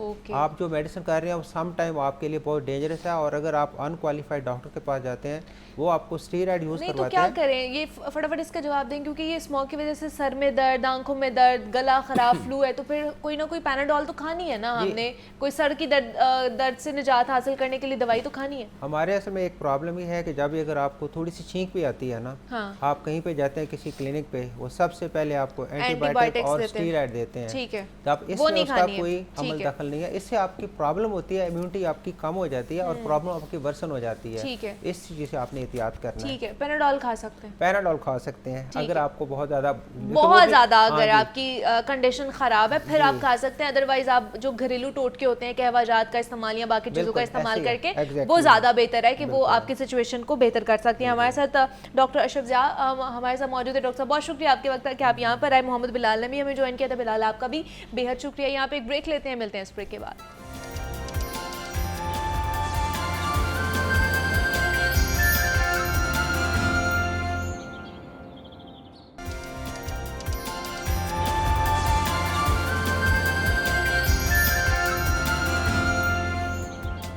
वेलकम बैक टू जागो लाहौर। और जनाब, जिस तरह हम बात कर रहे हैं स्मॉगी वेदर के हवाले से और स्मॉग के जो बदतरीन आफ्टर इफ़ेक्ट्स जिसके साथ हम इस वक्त यहाँ पर बैठे हुए हैं कि किस तरह हमने इससे बचना भी है, और दूसरा ये कि जो हमारा इम्यूनिटी सिस्टम है उसको बेहतर बनाने के लिए कुछ तजावीज़, कुछ टिप्स हैं जिस पर अब हमने बात करनी है कि इस बदतरीन क्वालिटी इंडेक्स में अगर हमने सांस लेनी है तो हमारी डाइट कैसी होनी चाहिए, हमें कौन कौन से ऐसे खाने हैं, ऐसी कौन कौन सी डाइटरी हैबिट्स हैं, खुराकें हैं जो हमें लाजमी अपने दिन के हिस्से में या लाइफ में इंक्लूड करना चाहिए, अपने ग़िज़ाओं में, अपनी डाइट में उसको मुकम्मल तौर पर जो है ना वो इंक्लूड करना है ताकि हमारी इम्यूनिटी बूस्ट हो सके। उसमें कौन कौन सी चीज़ें आ सकती हैं और ऐसे कौन कौन सी ग़िज़ाएँ हैं जिनसे हमने मुकम्मल तौर पर परहेज़ भी करनी है अगर हमने सेहतमंद रहना है। तो इस पर बात करने के लिए बहुत ही ख़ास मेहमान से आज हमने आपकी मुलाकात करानी है। आप उनको मुख्तलिफ़ प्लेटफॉर्म्स पर देखते रहते हैं कि वो अपना तज्जिया देती हैं, अपने बताती है कि हमने किस तरह सेहतमंद रहना है, कौन कौन सी ग़िज़ाएँ खानी है। तो मैं बात कर रही डॉक्टर फरजीन मलिक हैं जिन्होंने हमें आज ज्वाइन किया है। डॉक्टर साहिबा आपको वेलकम कहते हैं जागो लाहौर में। कैसी हैं आप? ठीक है, थैंक यू वेरी मच जी। और मज़ा आ रहा है क्योंकि I have always been seeing you और बड़ी मैं खुश होती हूँ कि इतनी अच्छी कंपेयरिंग चल रही है। Thank you so much doctor Farzeen. Lahore का वेदर आपको पता है कि क्या सूरत हाल है, बाहर से अभी आप आई हैं, स्मॉग की क्या सूरत हाल है, तो हर किसी की इम्यूनिटी कॉम्प्रोमाइज हो रही है, हर कोई बीमार पड़ा है, तो क्या करना चाहिए हमें इम्यूनिटी को खासतौर पर बूस्ट अप करने के लिए? अच्छा, अब बात यह है कि स्मॉग जैसे कि आपको पता है स्मोक और फॉग को मिला के बना है स्मॉग, और इसका यह मतलब है कि स्मोक भी बुरी है और फॉग भी बुरी है, और दोनों चीज़ों का जब मुरक्कब बन जाए तो दैट मीन्स कि double the effect, double value. अच्छा, अब इसके अंदर सांस लेना लंग्स का पूरा एक टेस्ट है हमारे, और लॉट ऑफ, और इस पे सबसे ज़्यादा ब्रंट पे है लोग जो कि एल्डरली हैं, जो थोड़े से एजड हैं, और वो जो छोटे बच्चे हैं। ठीक है, और छोटे बच्चों को बाहर जाने से मना करना बड़ा मुश्किल है, और अपने आप को भी सही रखना बड़ा मुश्किल है, क्योंकि सांस एक ऐसी चीज़ है, कहते हैं, आप एक बड़ी बात अजीब सी है, कहते हैं कि सांस जो ब्रीदिंग होती है वो लाइफ का साइन होती है। ठीक है, लाइफ के लिए ज़रूरी होती है, लेकिन आजकल की जो सांस है वो लाइफ के लिए डिजास्टर बन रही है। So bad. हाँ। तो इसमें ये है कि एक तो जो हुकूमती लेवल पे की गई हैं जो सारी, उन्होंने कहा है कि जी आप ये पहने, मास्क पहने, इसके अलावा अपने आप को कवर्ड रखें, अपने यहाँ तक हाथ जो है, क्योंकि इसमें ना सिर्फ लंग्स की बीमारियां आ रही हैं बल्कि जल्दी बीमारियां भी आ रही हैं, आंखों की बीमारियां भी आ रही हैं, गैस्ट्रो इंटेस्टिनल प्रॉब्लम्स भी आ रहे हैं। हाँ, तो उसमें आपका जो सवाल था कि अपने आप को इम्यूनिटी, अपनी कुव्वत मुदाफ़त ही आप ऐसी अच्छी रखें कि आपका कम अज़ कम जो है वो निज़ाम जो है वो अंदर से अपने डिफेंसेस तैयार रखे। उसमें सबसे पहली चीज़ तो है, एक तो ये है कि एक मैं कावा बताऊंगी पहले, ट्राई टू हैव दैट कावा लॉट। मुलट्ठी का आपने सुना होगा, जिसको हम लिकोरिस बोलते हैं। मुलट्ठी, 2 कलवंजी के दाने, साथ में सौंफ, और साथ में आपने थोड़ा सा लेना है, ये गुड़ नहीं होता, वो साथ में पकाना है। अगर डायबिटीज़ का शिकार नहीं है तो उस गुड़ को आपने साथ बनाना है, उसको पका के आप एक कावा बना लें और उस पर सिपिंग करते रहें। जो मुलट्ठी होती है इसका बहुत अच्छा इफेक्ट होता है आपके रेस्पिरेटरी ट्रैक्ट्स के ऊपर, अक्सर आपने सुना होगा कि जो लोग गाना गाते हैं वो मिलिट्री यूज करते हैं। व्हाई? बिकॉज ये इनके सारे जो रेस्पिरेटरी ट्रैक्ट्स है उसको ओपन अप कर देते हैं। ठीक है? दूसरा ये कि जब आप नहा रहे हो या जब आप वजू वगैरह कर रहे हो और गर्म पानी आ रहा हो तो उस गर्म पानी से इनहेलेशन भी करें, उसमें लंबे लंबे सांस भी लें ताकि आपके ट्रैक्ट्स अगेन ओपन अप हों और क्लोज्ड ना रहें। वो नालियाँ जो जैसे खून की नालियाँ सिकुड़ जाती हैं तो प्रॉब्लम होता है, वैसे ही जब आपकी एयरवेज, जब आपके सांस की नालियाँ जिनको ब्रोंकाई, ब्रोंक्यूल्स, आगे एल्वेलाई वगैरह सिकुड़ते हैं तो फिर ये प्रॉब्लम होती है। और ये ज़्यादा एस्थमेटिक्स में होती है जिन लोगों को ऑलरेडी दमे की शिकायत है। दूसरा ये है कि जो आप अपनी इनहेलेशन करते हैं उसके अंदर थोड़ा सा क्रिस्टलाइज्ड मेंथोल डालें। जो क्रिस्टलाइज्ड मेंथोल होता है बाजार से मिलता है, आप जो मैं नाम बोल रही हूँ आप उसको कह सकते हैं, और वो थोड़े से क्रिस्टल्स आप डालते हैं तो उससे वो बहुत वो कैसे मैं अब वो प्रोडक्ट का नाम नहीं ले सकती, सूदिंग इफेक्ट आ जाता है, सूदिंग इफेक्ट जाता है और वो ज़्यादा अच्छे तरीके से खुल जाती है नालियाँ। अच्छा, इसके अलावा आप लोग अपने खानों में अदरक, लहसुन का इस्तेमाल ज़्यादा रखें जो कि एंटी इन्फ्लेमेटरी है, जो आपके क्योंकि हमने इन्फ्लेमेशन को भी करना है और आगे से हमने जो है मजीद इम्यूनिटी को भी लेके आना है। उसमें आप हल्दी का इस्तेमाल भी करोगे। अच्छा, हल्दी वेरी गुड। हाँ, अच्छा, अब हल्दी का ये है कि हल्दी के साथ अगर आप काली मिर्च डालोगे तो वो उसका इफेक्ट को पोटेंशिएट कर देगी, यानी उसके इफेक्ट को ज्यादा कर देगी।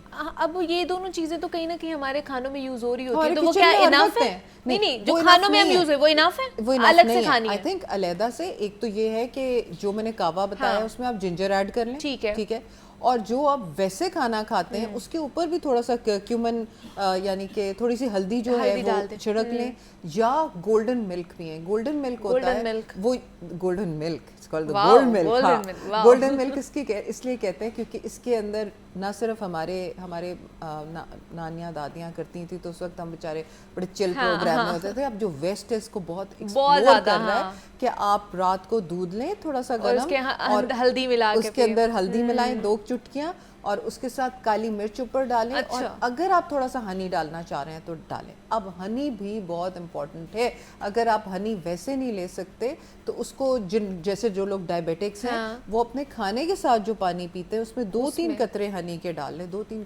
कतरे बोले, चमचे नहीं बोले उसके ड्रॉप्स जो है चमचे नहीं डालने हैं, वो डालें और वो पानी सिप करें क्योंकि हनी का एक बहुत बड़ा एक्शन होता है आपके रेस्पिरेटरी ट्रैक्ट्स पे। अच्छा, जब हम पहाड़ों में जाते हैं ना जैसे हुंजा वगैरह, तो वहाँ पे ना आपको सांस चढ़ता है क्योंकि हम लोग तो क्लेमेटाइज नहीं होते, तो वो लोग आपको एक सूखी खुबानी देते हैं खाने को। हाँ, और that always makes you feel better. सांस चढ़ना कम होता है और सारा कुछ, तो वो भी आप इस्तेमाल कर सकते हैं। अच्छा, क्या बात है कि ये सारे हमारे घर में इवन दो के किचन में मौजूद होती है ये सारी चीजें, कहीं अलग से हमें खरीदनी नहीं पड़ेंगी। बिल्कुल बिल्कुल। और ये जो कहवा भी आपने बताया वो भी हर कोई यूज कर सकता है, बच्चा बड़ा बुरा या जिसको अगर कोई दिल का मसला है, डायबिटीज है, सारे यूज कर सकते हैं। बहुत ज्यादा हाई ब्लड प्रेशर है वो अपने डॉक्टर से प्लीज पूछ के सारी चीजें करें हमेशा। और उनके लिए हल्दी अमूमन, because I am a doctor before I am a dietitian, कि हल्दी जो है वो कई दफ़ा ब्लड प्रेशर को बढ़ाती है। अच्छा। तो इसलिए फिर आपने वो चीज़ें उसमें फिर आप टैबलेट ले लें। टैबलेट आती है कर्क्यूमिन की, वो ये होता है कि हल्दी का जो ज़्यादा इफेक्टिव मुरक्कब है उसको पैक करके आपको दे देते हैं। ओके। अच्छा, दूसरा हल्दी अब जो घरों में यूज़ हो रही है वही वाली करें या एक दूसरी देसी हल्दी भी वो जो दूसरे फॉर्म में मिलती है उसका इस्तेमाल करें? एनी चांस आपने वो जो है उस तरह की हल्दी डब्बों वाली नहीं यूज करनी, जो घरों में यूज हो रही होती है हमारी। कोशिश करें कि आपके पास जिस तरह अदरक की बनी हुई अदरक की तरह की वो उसको हल्दी घर में होती है, पिसवा लें और वो रखें क्योंकि वो बेस्ट होती है और वो नेचुरल फॉर्म के करीब होती है। मैं आपको एक बात बताऊं, हर चीज का जो इलाज होता है ना वो जितना नेचर के करीब रहोगे ना उतने आराम से और अच्छे तरीके से होएगा। अच्छा, रिमेंबर दैट। जितना हम डिब्बों और बोतलों की तरफ जाएंगे उतना ही काम खराब होगा। वो लोग जो फिजी ड्रिंक्स बहुत पीते हैं, प्लीज़ अपने आप को फिजी ड्रिंक्स, चाय और कॉफ़ी से परहेज़ करें।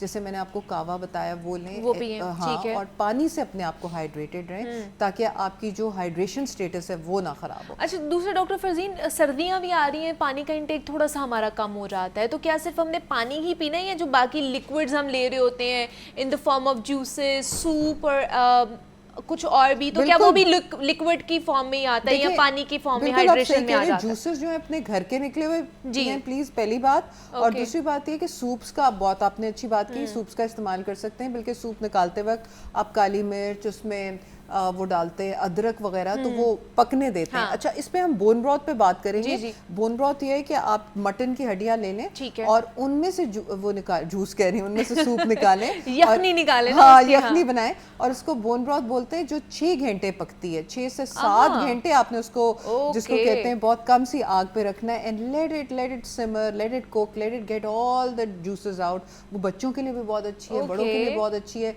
जिन लोगों को किडनी डिजीज है वो लोग फिर डॉक्टर से पूछे, क्योंकि प्रोटीन में ये हाई होती है, या जिन लोगों का यूरिक एसिड हाई है उन लोगों ने भी फिर ध्यान रखना है। ये तमाम चीज़ें हम जो आपको बता रहे हैं, या आपने अपने डॉक्टर से मशवरा करके फिर यूज़ करनी है। अगर आपको हाई ब्लड प्रेशर है, डायबिटीज़ है, या यूरिक एसिड आपका हाई है। मतलब हम इन जनरल बात कर रहे होते हैं, हम किसी स्पेसिफिक बंदे के लिए नहीं बता रहे होते हैं। तो अगर आपको कोलेस्ट्रॉल का प्रॉब्लम है, बीपी हाई का प्रॉब्लम है, या किडनी प्रॉब्लम है, तो आप पहले अपने डॉक्टर से पूछ सकते हैं, तो कि उसके बाद आपने अपनी डाइट को मॉडिफाई करना है। क्योंकि हमारी जो कोलेस्ट्रॉल लोअरिंग ड्रग्स होती हैं, आपको पता है अक्सर वो लोग यूज करते हैं, उसमें साथ कई दवाइयों में साथ ग्रेप फ्रूट और लेमन नहीं यूज कर सकते। अच्छा। और लोग बड़े आराम से वो यूज कर रहे होते हैं। तो इसलिए बी वेरी केयरफुल, जो दवाई आपको डॉक्टर दें उसका खुद भी उनसे पूछें भी। और हर डॉक्टर के पास अगर टाइम नहीं है आपको बताने का, तो आप प्लीज जरूर पढ़ें उसके साथ जो एक लीफलेट आता है। अच्छा, दूसरा मुझे बताएं, कोलेस्ट्रॉल की चले मजीद बात कर लेते हैं कि जिनका कोलेस्ट्रॉल हाई रहता है वो किस तरह की डाइट ले सकते हैं जो उनको कंट्रोल में रखे? अच्छा, अब कोलेस्ट्रॉल का एक तो ये है कि आपने फैट्स को कट डाउन करना है, ये तो जाहिरी सी बात है। All type of fats, all type of fat नहीं, गुड फैट्स को रखें, मसलन नट्स एंड सीड्स से जो आती हैं, या जैसे आपने ऑलिव ऑयल ले लिया, या आपने 1 चमची देसी घी के अंदर अपना खाना बनवा लिया, ये ठीक है, तड़का लगवा लिया आपने आधी चमची से दाल के ऊपर। लेकिन बाकी आपने ये जो फैट्स जो जैसे बाज़ारों के खानों पे मिलती हैं, और जो ऑयल्स आजकल मार्केट में दस्तयाब हैं, प्लीज़ उनसे ज़रा, ऑयल जो है, हाँ प्लीज़ उनसे ज़रा परहेज़ करें। अच्छा। बहुत कम यूज़ करें। अगर आपका way of cooking grilling, broiling या एयर फ्राइंग की तरफ चला जाए तो दैट इज स्टिल बेटर। मिट्टी के हांडी में पकाए खाना, मिट्टी के हांडी में जो खाना है दैट इज द बेस्ट। सिर्फ इसलिए नहीं कि मजे की खाते हैं, इसलिए भी कि उसमें न्यूट्रिएंट्स सारे आपके जो है वो रिटेन्ड रहते हैं। अच्छा, दूसरा डॉक्टर फरजीन, आजकल सरसों के ऑयल का बहुत ज्यादा सुना जा रहा है कि उसमें आप बनाएं और वो बना सकते हैं, आप बिल्कुल बना सकते हैं, उसका बड़ा अच्छा जायका होता है। लेकिन हम लोग ना गड़बड़ तब करते हैं जब हम बहुत ज्यादा एक चीज को एक्सेस कर देते हैं, तो एक्सेस ना करें। लेकिन लोग कह रहे हैं कि वो कैंसरस भी हो सकता है, ये बेटर देन द ऑयल्स जो दस्तयाब हैं। बट ये है कि सरसों का तेल हमारे पकाने में इसलिए अच्छा काम आता है क्योंकि ना तो हमें कोकोनट ऑयल पसंद है, ना उसका हमें वो पसंद है उसका जायका, और ना ही फिर ऑलिव ऑयल हर कोई अफोर्ड कर सकता है। ऑलिव ऑयल का भी ये होता है कि उसमें स्टर फ्राइंग हो सकती है, उसमें भुनाई नहीं लगाई जा सकती। अच्छा, उसमें भुनाई नहीं की जा सकती। ये कहते हैं कि आप अक्सर जब चावल पका रहे होते हो, जो चिट्टे चावल होते हैं वाइट वाले, उनके अंदर आप 1 चमची कोकोनट ऑयल की डाल सकते हो। जब आप कई लोग लगाते हैं ना अंदर ऑयल डालते हैं, ऑयल ना डालें, उसके अंदर कोकोनट ऑयल डाल लें। अच्छा। तो उससे उसकी जो डायबिटिक लोगों के लिए उसकी बेहतर हो जाती है सिमुलेशन भी, और जो उसकी स्टार्ची रहती है वो चीज़ स्टार्च जो आपने इनहेल कर रही हूँ हजम करनी है, वो आपकी फिर कम हो जाती है। अच्छा, कोकोनट ऑयल का इस्तेमाल कर सकते हैं। बाकी जो एक्सेस है वो निकल जाती है आपकी बॉडी में से, अब्जॉर्ब वो वाली अब्जॉर्बेबल स्टार्च नहीं रहती। इसी तरह चावलों को पकाने का एक और तरीका है कि आप रात को चावल ठंडे पानी में भिगो दें और उसके बाद फिर आप उसको फ्रिज में रख दें, तो उसका एक स्टार्च होता है जो कि चेंज हो जाता है टू समथिंग जो कि अनडाइजेस्टेबल होता है और वो आपके पेट में से निकल आता है। ठीक है, तो ये आज से जितने भी देखने वाले हैं, खासतौर पर जो खवातीन देख रही हैं, उन्होंने यही करना है। मर्द हज़रात भी, everybody needs to know this. जो कुकिंग करता है ना वो सारे ही कर खाते हैं वो भी जो खाते हैं वो भी इस चीज का ख्याल रखें कि हमने किन चीजों को पहले जो है ना उसकी प्रिवेंशन की तरफ जाना है। अच्छा, दूसरा वेजिटेबल्स और फ्रूट्स की बात की जाती है कि उनका भी इस्तेमाल कर, अगर आपने अपनी इम्यूनिटी को बूस्ट अप करना है तो कौन कौन से वेजिटेबल्स और फ्रूट्स का इंटेक कर सकते हैं हम लोग? All vegetables, all fruits are fine. सिर्फ ये है कि लेमन और जो ग्रेप फ्रूट है उसका इस्तेमाल जरा देख के करें आजकल। क्यों? क्योंकि कई लोगों को सिट्रस फ्रूट को तो कहा जाता है खाएं। हाँ बिल्कुल खाएं, लेकिन मौसमी खा लें, लेकिन ये खट्टे होते हैं और कई लोगों को खट्टा इरिटेट करता है। तो हम तो रेस्पिरेटरी ट्रैक्ट को बात कर रहे हैं ना कि हमने उसको, कई लोग होते हैं वो जो कहते हैं हमने जी इतनी लेमन पी ली, इतनी पी ली, एप्पल साइडर विनेगर हमने इतना पी लिया, लेकिन चक्कर ये है कि उसमें हमारा गला खराब हो गया। तो गला इस वक्त आप खराब करना अफोर्ड नहीं कर सकते। जो लोग एप्पल साइडर विनेगर पीते हैं या वो अपने कोलेस्ट्रॉल को कम करने के लिए किसी भी वजह से 1 चमची होती है जो पानी के अंदर आप लेते हैं, तो आप उसको कोशिश करें कि आप थोड़े से सिरके के जो कतरे हैं वो आप अपने सालन में मिला लें। उसको पानी में पर से ना पिएं ताकि वो सालन में सिमुलेट होके चला जाए। वरना मेरी तरफ से तो यही है कि प्लीज़ खट्टी चीज़ें जो है अभी आजकल के लिए प्लीज़ रहने दें। ठंडी और गर्म हवा, क्योंकि कभी गर्मी आ रही है कभी सर्दी हो रही है, वो समझ नहीं आ रही। कंफ्यूज है ना, हमारी बॉडी भी कंफ्यूज है कि जाना किस तरफ है। वो क्या रहा है भाई, स्मॉग तो आ गई, जैसे ठंड कोई नहीं आए। तो अगर एकदम से ठंडी हवा और गर्म हवा का टेम्परेचर भी जहाँ पे चेंज होता है वहाँ पे भी जो है वो आपको पता है कि फौरन गला खराब होता है। जब आप बाथरूम जाएं तो ये एक अपना दस्तूर बना लें कि गागल्स करें उसी गर्म पानी से, और वही गर्म पानी अपनी नाक में भी जिस तरह वजू करते हैं वैसे करके डालें ताकि आपकी ट्रैक्ट्स जो हैं वो हाइड्रेटेड रहें। अच्छा, दूसरा जैसे आपने एप्पल साइडर विनेगर की बात की है, कहते हैं कि ये एसिडिक होता है तो ये एसिड ही है।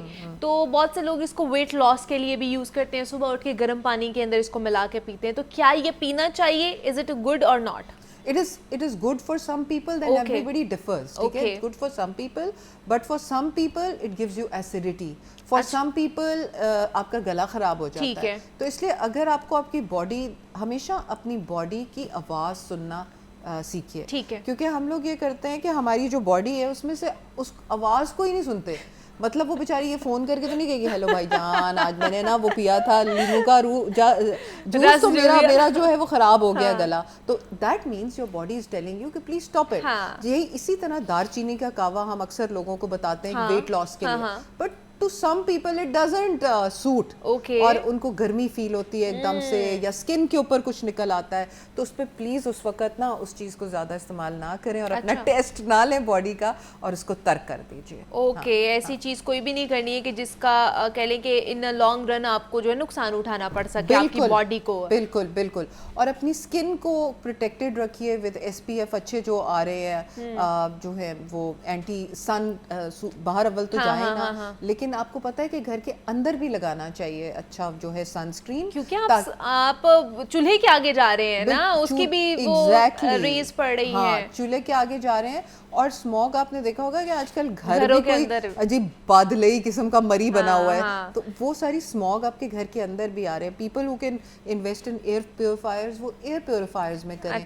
इसी तरह हमारे एक बड़े बूढ़ों की एक थी धुनी दिया करते थे, उसको कहते हैं कि आप उसको हर्मल और गूगल होती हैं 2 चीजें, उनमें मिला के डिसइंफेक्टेंट्स होते थे। वो जमाने में तो एयर प्योरीफायर्स नहीं थे, तो जमाने में हमें बड़ी बूढ़ियां जो होती थी वो हर्मल और गूगल की हर जगह पे वो धुआं देते थे, उसमें ये होता था कि वो डिसइंफेक्शन हो जाती थी। So people who know about that they can try it, it's very good. और आई फील कि जो नेचुरल चीज़ों में इलाज है वो हमारी being a doctor I am saying that कि दवाइयों में नहीं है। कोशिश, हाँ दवाई तब काम आती है जब आप बहुत ज्यादा बीमार हो जाए। तो ये जो धुनी वाला आप बता रही हैं, ये जो चीजें हैं इंग्रेडिएंट्स वो मिल जाते हैं मार्केट से? पंसारी की दुकान से बड़े आराम से मिल जाते हैं। हमारे तो एक पूरा घर में था एक जमाने में कि वो करते थे, अब तो हम एयर प्योरीफायर्स वगैरह यूज करते हैं, but that was one of the, कहते हैं उससे कीड़े मकोड़े भी भाग जाते हैं। It's very effective by the way, it's known all over the world. ठीक है, तो मतलब ये आप लोग घर में धुनी दे सकते हैं अगर आपने इन्फेक्शन से बचना है तो। उस दिन जरा खुद थोड़े से बाहर निकल जाएं घर से,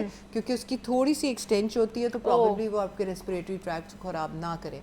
और अगर आपका गला फिर भी खराब रहता है तो आप मुलट्ठी को, वो लकड़ी सी होती है मुलट्ठी, मुलट्ठी का छोटा सा टुकड़ा मुंह में रखें और उसको चूसते रहें। अच्छा, even that is very good. मैं पिछले दिनों चाइना गई तो उन्होंने मुझे लॉजेंजेस दी, वो सारी मुलट्ठी की लॉजेंजेस। मैंने कहा भाई ये तो हमारे वहाँ पे मिलता है, ये तो हमारे तो लोकल है, लोकल मिलता है। सो उसको भी आप जैसे हल्का सा उसको बहने दें, उसका जूस अपने गले में, तो that is also very effective.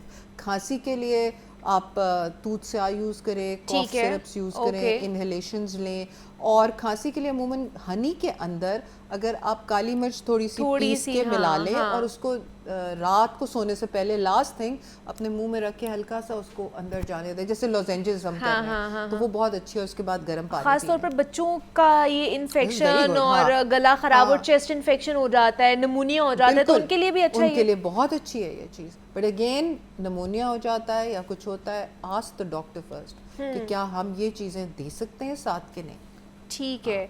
अब ये सिट्रस फ्रूट विटामिन सी जो सिट्रस में मौसमी आ जाएगी, वो खा ले, इज वेरी गुड। ठीक है, मौसमी आप ले सकते हैं। हमेशा रिमेंबर के वेजिटेबल्स आप कभी भी दिन में खा सकते हैं, लेकिन जो फ्रूट्स होते हैं ना वो आप 4 बजे से पहले शाम के ख़त्म कर दें। जो आपने खाना है 4 बजे के बाद नहीं खाने, नहीं उसके बाद ना खाएं, क्योंकि फिर उसकी जो शुगर है that is recognised as sugar in the body, क्योंकि आपका बेसल मेटाबॉलिक रेट दिन के साथ ड्रॉप करना शुरू हो जाता है। तो अक्सर यही हम डाइटिशियंस कहते हैं कि आप लोग मीठा जो है even in the form of fruits जो है वो 4 बजे के बाद बंद कर दें। उससे पहले आपने जो लेना है आप ले लें, पी लें। इवन जूसेस भी अगर पीने तो सुबह के टाइम 12 बजे से पहले ले लें। अच्छा, वो और हाँ वो इस तरह से खाली जो बाद में लोग रात को पी रहे होते हैं मौसमी का जूस, हाँ बिल्कुल ऐसे ही है, मिल्क शेक्स भी पी रहे होते हैं बॉडी। हाँ मिल्क शेक्स भी नहीं please, that's a lot of sugar for your body. और ये जो चाय और कॉफी का भी इंटेक वो भी नहीं करना। नहीं, चाय और कॉफी आपको पता है, देखिए चाय एक किस्म की बहुत अच्छी चीज़ है, लेकिन जब जिस तरह से हम बनाते हैं ना, चाय में दूध डाल देते हैं तो फिर वो एक डिफरेंट चीज़ बन जाती है। अच्छा। उसकी बिल्कुल असिमिलेशन बॉडी के लिए डिफरेंट होता है, इफेक्ट डिफरेंट होता है। सो इसलिए try not to have that. अच्छा, तो जो चाय के एडिक्ट है, मतलब मैं अपनी बात कर रही हूँ, चाय वो तो दम वाली चाय पिए, दम वाली चाय पिए और उसके ऊपर से दूध डालें और उसको सुबह के टाइम पिए। मतलब पकाना नहीं है दूध के साथ? नहीं पकाएं मत दूध के साथ, हाँ बिल्कुल ना पकाएं। अच्छा, याद रखें। हाँ, और दूसरा इस मौसम में इम्यूनिटी को बढ़ाने के लिए कोई सप्लीमेंट्स यूज़ करने चाहिए हमें? बिल्कुल, आप CoQ10 यूज़ कर सकते हैं। विटामिन सी अगर आपको उस तरह से बेहतर लगती है तो विटामिन सी प्लस जिंक का एक बहुत बड़ा अमल है। विटामिन डी लेवल्स अपने सही रखें हैं, क्योंकि आपको याद है कि कोविड के दिनों में बाकायदा लोगों को बाहर बैठने को कहते थे कि सनलाइट में बैठें, गेट दैट विटामिन डी। अब विटामिन डी यहाँ बाहर से कहाँ से लें? अपने विटामिन डी लेवल्स को, अपने आयरन लेवल्स को। वो खवातीन जो और बच्चे जो अनीमिया का शिकार हैं, आपको पता है पाकिस्तान में बहुत सारे लोग अनीमिक हैं बिकॉज ऑफ वर्म इन्फेस्टेशंस, पेट के कीड़ों की वजह से बच्चे जो है वो हैं। अच्छा। माएँ पे दर पे प्रेगनेंसीज की वजह से अनीमिया का शिकार होती हैं हमारे विलेजेस वगैरह में। तो इसलिए बहुत ज़रूरी है कि जो आयरन लेवल्स हैं, फॉलिक एसिड, आपका विटामिन डी लेवल्स और ये चीज़ें इम्पॉर्टेंट भरी रहे आपकी बॉडी में, कम ना होए। और उसके अलावा आप विटामिन सी विद जिंक लें। इसके अलावा मल्टी विटामिन्स जो हैं वो ज़रूर लें, they are very good. Vitamin D भी अगर आप जो लोग ब्लड प्रेशर की मेडिकेशन ले रहे हैं या जिन लोगों को ज़्यादा कोलेस्ट्रॉल वगैरह, वो CoQ10 एंजाइम ज़रूर लिया करें। अच्छा, वो ले सकते हैं, वो अल्टरनेट डेज में ले सकते हैं। अच्छा, दूसरा आप थोड़ा सा मुझे बताएं, कहते हैं जी जो मॉर्निंग का ब्रेकफास्ट है उसको कभी भी स्किप नहीं करना चाहिए, वो आपकी इम्यूनिटी को लो करता है। अब जैसे मैं हूँ, मेरे जैसे और भी बहुत से लोग होंगे जो शो के बाद नाश्ता कर रहे होते हैं। अगर देखा जाए तो सुबह से उठे हुए हम 7 बजे के और 11 या 11:30 बजे नाश्ता करें, इज इट गुड और नॉट? देखिए, हर इतना लंबा गैप लेना चाहिए? हर एक की अपनी अपनी बॉडी टाइप होती है, बट द थिंग इज कि जो जैसे आप सुबह उठते हो तो आप एक सेब ले सकते हो। अच्छा। सुबह के वक्त कई लोगों का नहीं दिल चाह रहा होता बहुत ज़्यादा अंडे और टोस्ट और इस तरह की चीज़ों का। So the best thing is कि you just give yourself half an apple में भी, साथ में आप हनी लो, उसके पानी में थोड़ा सा हनी मिला लो और वो आप पी लो। तो I think that's a good enough breakfast for you. या आप दही का एक बोल ले लो, खाली दही खा सकते हैं। खाली दही खा सकते हैं। खाली दही के अंदर भी आप फ्लैक्सीड जो अलसी का बीज होता है उसको हल्का सा क्रश करके डाल लो, आप अंदर केला डाल लो, कोई वो फ्रूट्स डाल लो अच्छा सा, उस तरह करके नट्स डाल लें, नट्स डाल लें। उसकी आप स्मूदी भी बना सकते हो अगर आप बहुत पसूड़ी पड़ी हुई है और आपका दिल नहीं चाह रहा कि आप इन चीज़ों को खाओ। तो कई दफ़ा ईजी होता है कि अगर आप स्मूदी बना लो तो आप वो ले सकते हो। लेकिन सुबह सुबह चीनियों से ज़रा परहेज करें। लोग कहते हैं जी सानू ताकत ही तो दिया जी जो चीनी पीने आ, तो चीनी के लिए फ्रूट्स का और स्मूदीज का इस्तेमाल अच्छा, वो नेचुरल तरीके से आप शुगर इंटेक कर सकते हैं, लेकिन जैसे जो अभी मैंने आपको कहा हनी ले लो पानी हनी में, ले लें, तो वो बहुत अच्छा है, वो आपकी इंटेस्टाइन्स को भी मतलब आपकी बाल क्लियरिंग भी कर देता है मतलब सुबह सुबह, सो दैट्स वेरी गुड। तो ये आप जो है ना आप खा सकते हैं अपनी इम्यूनिटी को बढ़ाने के लिए। क्या क्या चीज़ें थी हमने उसको इन डिटेल में डिस्कस किया है। डॉक्टर फरजीन मलिक हमारे साथ मौजूद थी। Doctor Farzeen, thank you so much for coming here, बहुत अच्छा लगा आपसे मिलके, आपसे बात करके, और ये सारी चीज़ें थी जनाब जो हमने आप तक पहुँचाई हैं कि आपने अपना ख्याल, अपनी सेहत का ख्याल किस तरह रखना है। मुझे इजाज़त दीजिए, अपना ख्याल रखिएगा, अल्लाह हाफ़िज़।